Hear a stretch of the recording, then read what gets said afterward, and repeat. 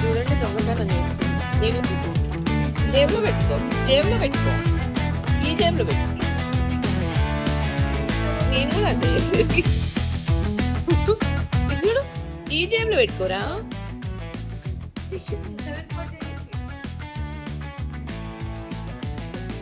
ఈ జేబులో పెట్టుకో, ప్యాంట్ జేబులో. చూపి ఇందాట్లక.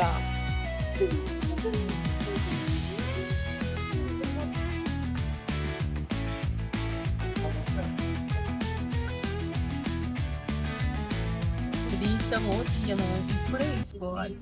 హాయ్ అండి అందరికీ. మేమైతే 2 సిరీస్ చేసాం కదా. ఇది మేము భద్రకాళి టెంపుల్కి వెళ్తున్నాము.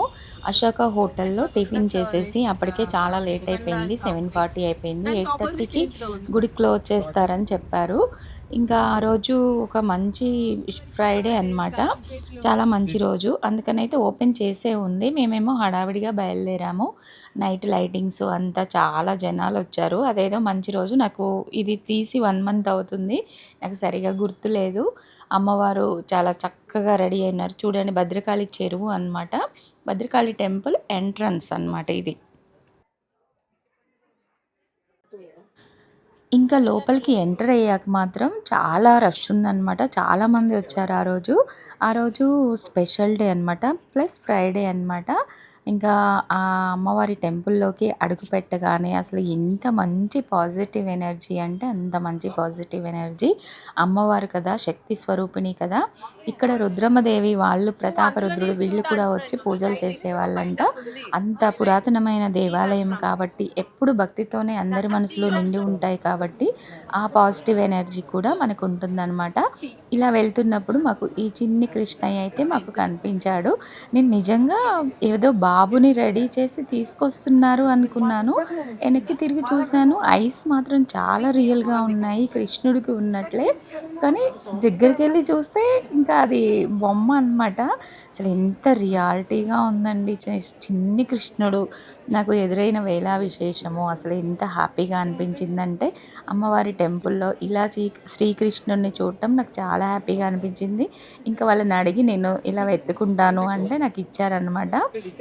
కొంచెం జుట్టు అది కూడా బాగా వేశారు, కొప్పు వేశారు. అసలు ఆ కళ్ళు అయితే ఎంత బాగున్నాయో. చిన్న బేబీ చిన్ని కృష్ణుడిని ఎత్తుకున్నట్టుగా ఉంది. నాకు మంచి హ్యాపీ ఫీలింగ్ వచ్చిందనమాట. ఇంకా మేము క్యూలోనే నిలబడి ఉన్నాము. ఇక చూడండి అమ్మవారు ఎంత మంచిగా రెడీ అయ్యి అసలు ఒక శక్తి స్వరూపిణి ఎంత బాగా దర్శనమిస్తున్నారో. కాకపోతే అక్కడ వీడియో తీయకూడదు కాబట్టి తీయలేదండి. ఏదో కొంచెం కొంచెంగా తీసాము అంతే. నేను అవి ఫొటోస్ ఏమైనా ఉంటే యాడ్ చేస్తాను. ఇక్కడ చూడండి, ఇంకా అమ్మవారి దర్శనానికి లోపలికి వెళ్తున్నాము. నేను అమ్మవారికి అయితే ఒక మంచి పట్టు శారీ, ఒడిబియ్యం, గాజులు అవి కూడా తీసుకున్నాను. ఇక్కడ ఇంకా అమ్మవారికి ఒడిబియ్యము ఎంట్రన్స్లోనే తీసుకుంటున్నారు. అక్కడ ఒక పెద్ద ఆవిడ ఉండి వాడి బియ్యం తీసుకుంటున్నారు. అయితే చేంజ్ అడిగారనమాట. అసలు ఈ రోజుల్లోనేమో క్యాష్ దగ్గర ఉండటం లేదు. ఎప్పుడైనా మనం గుడికి వెళ్ళినప్పుడు క్యాష్ని కొంచెం చేంజ్ తీసుకొని మనం దగ్గర పెట్టుకోవడం అయితే చాలా మంచిదండి. నా దగ్గర ఆ రోజు క్యాష్ లేకుండే అనమాట. చాలా బాధ అనిపించింది. ఫోన్పే చేయనా అమ్మ అంటే వద్దమ్మా నా దగ్గర లేదు అనింది. సరే ఎవరినైనా అడిగి ఇద్దామని వెనక తిరిగి ఒక 200 ఉందా, 100 ఉందా అండి, నేను ఫోన్పే చేస్తాను అంటే వాళ్ళు ఎవరు కూడా లేదు అన్నారు. ఇంకా సరే ఓకేలే, మళ్ళీ వచ్చినప్పుడు ఇద్దులేమ్మా అని తనే అనిందనమాట, చాలా మంచి మనసుతోటి. ఇంకా మేమైతే ముందుకెళ్ళాము. ముందుకెళ్ళి అమ్మవారి దర్శనం చేసుకోవడానికి ముందుకు వెళ్తున్నాము. ఇక్కడ అయితే పెద్ద పెద్ద స్తంభాలండి. లోపల గుడి చాలా బాగుంటుంది. రాతి స్తంభాలు ఉంటాయన్నమాట. మేము మెల్లగా క్యూ లైన్లో వెళ్తున్నాము. అయ్యగారు మాకు బొట్టు పెడుతున్నారండి. అక్కడ బొట్టు ఇలా అర్ధచంద్రాకారంలో అమ్మవారికి ఎలా పెడతారో మనకి కూడా అలాగే పెడతారనమాట. చాలా మంచిగా అనిపిస్తుంది. నేను పోయిన ఇయర్ కూడా వెళ్ళాను, ఆ వీడియో కూడా పెట్టాను అనమాట.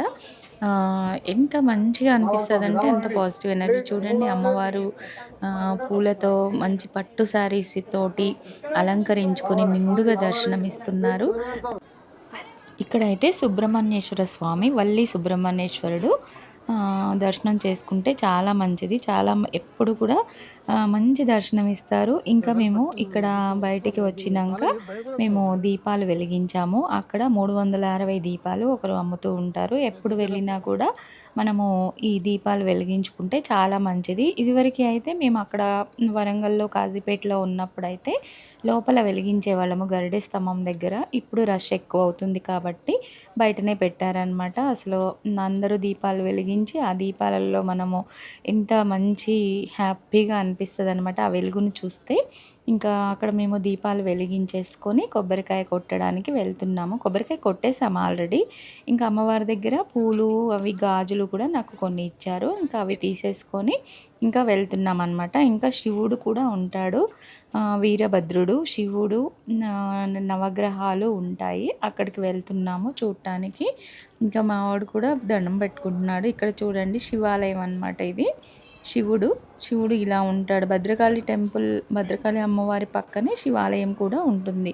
ఇదేమో నవగ్రహాలన్నమాట. ఎప్పుడు ఎలా ఉందో అలాగే ఉందన్నమాట. ఎలాంటి మార్పులు, చేర్పులు ఏమీ చేయలేదు. చేస్తే బయట మాత్రం చేశారు కానీ లోపల మాత్రం అమ్మవారు, శివుడు, వల్లి సుబ్రహ్మణ్యేశ్వర స్వామి, ఆంజనేయ స్వామి అసలు అంతా సేమ్ అనమాట. నేను ఆ ఫ్లాష్ బ్యాక్‌లోకి వెళ్ళిపోయాను. చాలా మంచి రోజులనమాట అవి. మేము ప్రతి యానివర్సరీకి కానీ, బర్త్‌డేలకు కానీ, పిల్లల బర్త్‌డేలకు కానీ అక్కడే చేసుకునేవాళ్ళము. ఇంకా వీడైతే భద్రకాళి శరణం మమ. భద్రకాళి శరణం మమ. మామ కాదు మమ.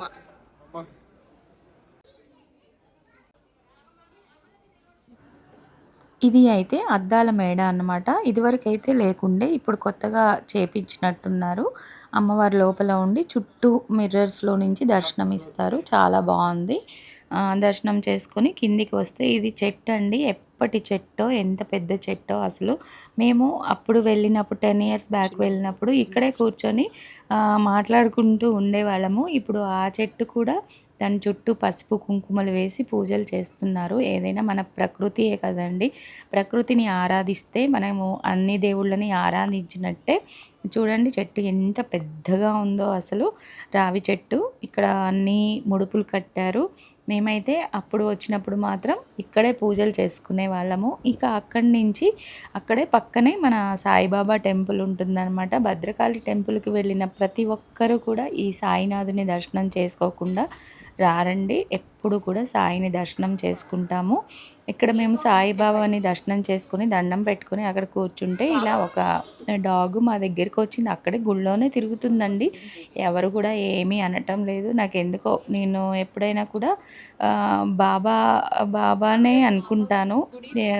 ఏది చూసినా కూడా ఏ జంతువుని, ఏ యానిమల్‌ని చూసినా కూడా బాబా మన రూపం వాళ్ళ రూపంలో వచ్చి మనల్ని ఆశీర్వదిస్తూ ఉంటాడు అనైతే మేము మా ఫ్యామిలీ ఫీల్ అవుతూ ఉంటాము. దానికి ఆకలేస్తుందేమో అని చెప్పి పెట్టడానికి ఏమీ లేదు. ఇంకా ప్రసాదం పెట్టాము. దాన్ని ముద్దు చేస్తున్నాము. ఇంకా తనేమో ఏదో అడుగుతుంది. ఆకలి వేస్తుందేమో అని చెప్పి అది ఫుడ్ అయితే పెట్టాము. తినింది. అక్కడ ఎవరు కూడా ఏమీ అనడం లేదు. అందరూ ఇలా వచ్చి మేము ముద్దు చేస్తుంటే వచ్చారనమాట. వచ్చి ఏంటి ఇది మీదా అంటే లేదండి ఇక్కడ వచ్చింది. బాబా రూపంలో వచ్చింది అని చెప్పగానే దానికి దండం పెట్టడం స్టార్ట్ చేశారు. అది కూడా నాకు మంచి ఫీలింగ్‌ని ఇచ్చిందనమాట. అంతే కదండీ! ప్రకృతి ఏ జీవి అయినా అందరం మనం ప్రకృతిలో ఉండేవాళ్ళమే. ప్రకృతిని పూజించే వాళ్ళమే. బాబాగారు చెప్పారు. బాబా పారాయణం అంటే పారాయణంలో ఏముంది అని తెలుసుకుంటేనే మనకి జీవన జీవితం అంటే ఏంటో తెలుస్తుంది.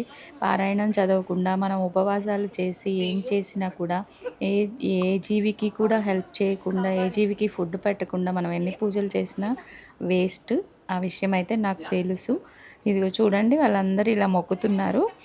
ఇలా మొక్కుతూ ఉంటే వాళ్ళ ఆవిడ ఎవరో కరుస్తది ఇలా వచ్చేయనని. అది కరిసేలాగా ఉందా? అసలు లేదు కదా! అది ఎంత మంచిగా ఉంది. నేనైతే నమ్ముతాను. బాబా రూపంలో నాకు వచ్చి ఆశీర్వచనం ఇచ్చాడు అని నేను అనుకుంటాను. ప్రతి చెట్టులో, ప్రతి పుట్టలో, ప్రతి జీవిలో భగవంతుడిని చూడటమే మన పరమార్థం.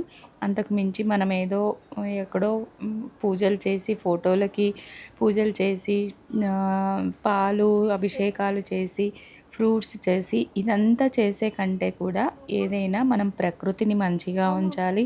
దాహం వేసిన వాళ్ళకి వాటర్ ఇవ్వాలి. ఫుడ్ ఆకలిగా ఉన్న ప్రతి జీవికి మనం ఆహారం అందించడానికి మన వంతు సహాయంగా ఏదైనా చేయాలి అని నేనైతే నమ్ముతాను. ఇదే నా పూజ అనుకుంటాను. ఇదే నా ఇది అనుకుంటాను. అంతే. పూజలు చేస్తాను. కానీ పూజకి పరమార్థం ఏంటి అనేది కూడా ఆలోచిస్తాను. ఇది మీకు నచ్చుతుందో నచ్చదో నాకైతే తెలీదు. నాకైతే నచ్చుతుంది. ఎవరికి నచ్చినా నచ్చకపోయినా నాకు అనవసరము. ఇంకా ఇదే అండి. ఇంకా బాబా గుడిలో దర్శనం చేసుకున్నాము. అలా చాలాసేపు అలా గడపటము, ఆయనకు సన్నిధిలో కూర్చోవటము. మేము ఎప్పుడు వచ్చినా కూడా ఈ బాబా గుడిని దర్శించుకోకుండా అయితే వెళ్ళమండి. మేము ఉన్న అన్ని రోజులు కూడా మాకు ఆ అమ్మవారు కానీ, ఈ బాబా కానీ మమ్మల్ని చల్లగా చూసారని మేము ఫీల్ అవుతాము. నాకు సెంటిమెంట్ అనమాట. ఇంకా అందుకే అమ్మవారికి నేను శారీ కూడా తీసుకున్నాను. చాలా రోజులైపోయిందని. పింక్ అండ్ బ్లూ అనమాట. అది ఈ మధ్యనే కట్టించారు.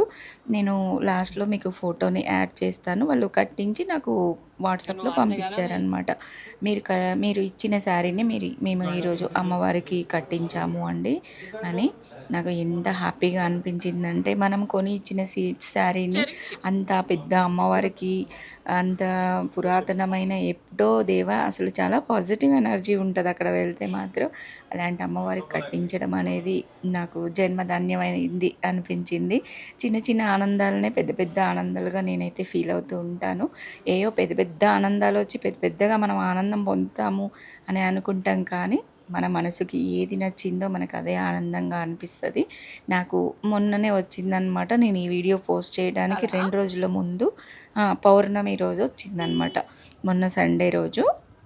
అసలు పౌర్ణమి రోజు మంచిగా నేనిచ్చిన శారీని అమ్మవారికి కట్టించారు అనంటే ఇంకా నాకు ఇంకా ఆనందం అవధులు లేదనమాట. నేను స్టేటస్ కూడా పెట్టుకున్నాను. అంత హ్యాపీగా అనిపించింది. ఇంకా బయటికొచ్చాక ఇక్కడ ఫ్లవర్స్ కనిపించాయి. మల్లెపూలు అంటే నాకు చాలా ఇష్టం. తీసుకున్నాము. ఇక మేము రిటర్న్ అయినాం అనమాట. హన్మకొండలో ఇది ఎగ్జిబిషన్ జరుగుతుంది. ఓకే అండి. ఇదే మా వీడియో. Thank you. చూడండి అమ్మవారు ఎంత నిండుగా ఉందో. మేమిచ్చిన శారీ అండి. శారీని కట్టి ఆమె దర్శనము, ఆమె ఫొటోస్‌ని పంపించారు. నాకు చాలా హ్యాపీగా అనిపించింది. వీడియో నచ్చితే లైక్ చేయండి, షేర్ చేయండి, సబ్స్క్రైబ్ చేసుకోండి.